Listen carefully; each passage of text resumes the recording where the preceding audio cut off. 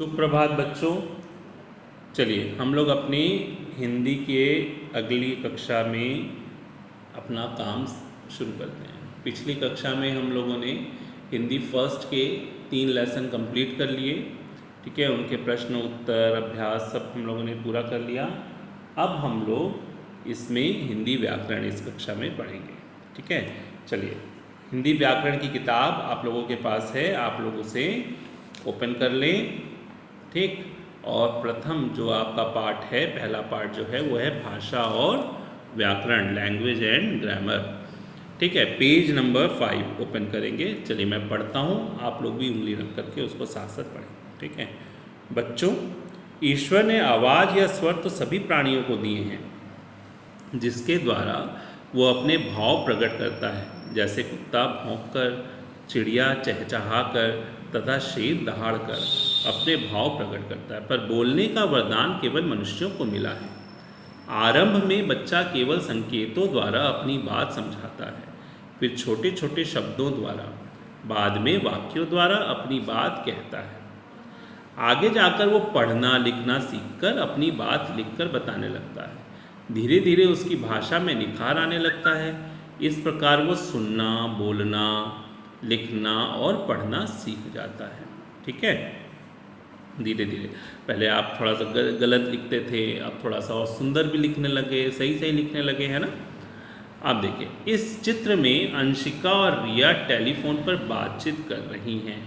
वे बोलकर अपनी बात समझा रही हैं। यही भाषा है। अपने विचारों को प्रकट करने के लिए हम भाषा का प्रयोग करते हैं, ठीक है। अब देखो, कभी कभी हम अपनी बात लिखकर प्रकट करते हैं। इस चित्र में अध्यापिका बच्चों को लिखकर समझा रही है, बच्चे उससे पढ़कर समझ रहे हैं। देखो मैम उसको बोर्ड पे पढ़ा रही है ना, ठीक है। अब देखो, जानते हो बच्चों, संकेतों के द्वारा भी हम अपनी बात दूसरों तक समझा सकते हैं। जैसे कुछ संकेत, ऐसा टीचर होता है, बोलते हैं ना मुँह पे उंगली रखकर शांत रहने के लिए, ट्रैफिक पुलिस इशारों से बोलता है, ठीक है। इन संकेतों का प्रयोग कि हम केवल आमने सामने रहकर ही कर सकते हैं।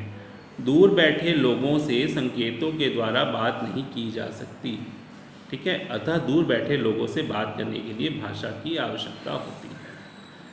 भाषा वो माध्यम है जिसके द्वारा हम अपने विचार दूसरों को बोलकर या लिखकर प्रकट करते हैं। भाषा के 2 रूप होते हैं। कौन कौन से होते हैं?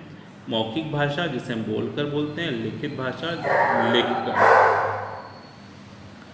मौखिक भाषा जब हम बोलकर अपने विचार प्रकट करते हैं और दूसरे उसे सुनकर जब दूसरा उसे सुनकर समझता है तो उसे मौखिक भाषा कहते हैं। लिखित भाषा जब हम लिखकर अपने विचार प्रकट करते हैं और दूसरा उसे पढ़कर समझता है तो उसे लिखित भाषा कहते हैं, ठीक है। अन्य भाषाएं देखो कौन सी है। संसार के अलग अलग देशों में अलग अलग भाषाएं बोली व लिखी जाती हैं।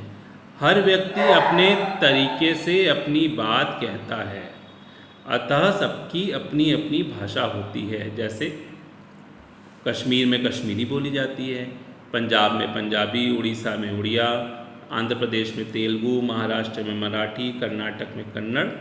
उसी तरह देखो, नेपाल में नेपाली, चीन में चीनी, स्पेन में स्पेनिश, ऑस्ट्रेलिया में अंग्रेजी, जर्मनी में जर्मन, फ्रांस में फ्रांसीसी। भारत में 1600 से अधिक भाषाएं बोली जाती हैं, पता है। अब देखो, हर भाषा को लिखने का अपना एक ढंग होता है, जिससे उसे लिखने के लिए अलग अलग चिन्ह निश्चित किए गए हैं, जिसे लिपि कहा जाता है। जैसे हिंदी, संस्कृत और मराठी भाषा की लिपि देवनागरी है, पंजाबी की गुरमुखी है, अंग्रेजी की रोमन है, उर्दू की फ़ारसी है और बांग्ला की बांग्ला लिपि है। भाषाओं को लिखने के लिए जिन चिन्हों का प्रयोग किया जाता है उन्हें लिपि कहते हैं। भारत में जितनी भी भाषाएं बोली जाती हैं उनमें संस्कृत सबसे प्राचीन भाषा है। अधिकांश भारतीय भाषाओं का स्रोत संस्कृत है। संस्कृत को देव भाषा भी बोलते हैं, है ना, देवताओं की भाषा। देखो, अब देखो सब में कितनी समानता है और कैसे के।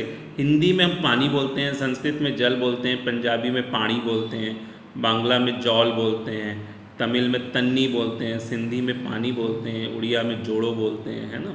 अब पुस्तक देखो अलग अलग में कैसे कैसे कैसे किसको क्या क्या बोलते हैं। अब देखो यहाँ देखो दो चित्र बने हैं और दोनों में है ना, और ये देखो लड़की बोल रही है सूरज निकल रही है, और ये बोल रहा है तुम्हारे को दादी जी बुला रहा है।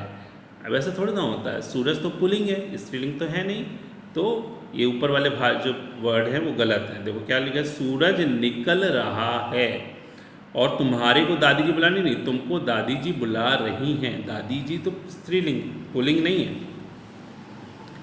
बच्चों क्या आपने समझा कि पहले वाले वाक्य को गलत है क्योंकि उन वाक्यों में भाषा के नियमों के अनुसार नहीं लिखा गया। जैसे पहले वाक्य में सूरज पुल्लिंग है, शब्द है, स्त्रीलिंग नहीं। दूसरे वाक्य में तुम्हारे को गलत था, शब्द प्रयोग हुआ है, और दादी जी स्त्रीलिंग है, पुल्लिंग नहीं। ठीक है। व्याकरण वो शास्त्र है जो भाषा को शुद्ध रूप से बोलना, लिखना और पढ़ना सिखाता है। ठीक है। ये आपकी ये प्रथम जो पहला चैप्टर जो था ये उसकी हमने रीडिंग लगा ली। ठीक है।